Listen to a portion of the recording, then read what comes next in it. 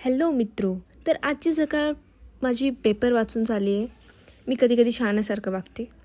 आईने थालीपीठ बनवलं होतं. कॉलेजच्या सुट्ट्या लागल्या त्यामुळे नक्की कोणता वार आहे आणि आयुष्यात काय उद्देश आहे हेच कळलेलं असं झालं. सकाळी गॅलरीमध्ये एक मांजर बसली होती.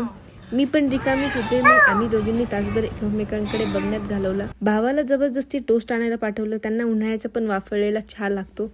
म्हणजे माणूस आहे की कोण हे मला माहीतच नाही. आईच्या आज्ञेवरून भाजी आणायला स्वारी बाहेर पडली. घरी आले तर माझं अस्थेटिक बाटलीचं पार्सल आलं होतं. खरं सांगते, पाणी पिण्यासाठी नाही तर बाटलीचा फोटो काढण्यासाठी मी जास्त उत्सुक होते.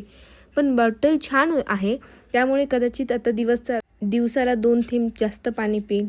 दुपारी पापड लाटण्याचा कार्यक्रम झाला. माझे पापड गोल येण्याऐवजी भारताच्या नकाशासारखे येत होते.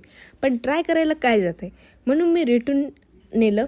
आईने पुन्हा दूध आणायला पाठवलं तर येताना मी पाणीपुरीचं पाकिट घेऊन आले. हेल्थ कॉन्शियस वगैरे उद्या बघू. गप्पा मारत असताना लाईट गेली. उन्हाचा जीव नकोसा झाला होता. मग म्हटलं काहीतरी थंड करूया. यूट्यूब बाबांचा आशीर्वाद घेऊन मसाला ताक बनवायचा घाट घातला. दही, साखर, बुंदी, काळं मीठ आणि कोथिंबीर सगळं एकत्र करून चव कशी झाली होती ते विचारू नका. पण बर्फाचे क्यूब टाकल्यावर सगळं प्यावंसं वाटलं. हा माझा अनुभव होता. नंतर गच्चीवर जाऊन सनसेट बघितला. कसं आहे, इन्स्टा स्टोरीसाठी फोटो काढणं गरजेचं होतं ना. मग मी माझ्या भावाला रात्री मस्का लावून पावभाजी खायला गेले.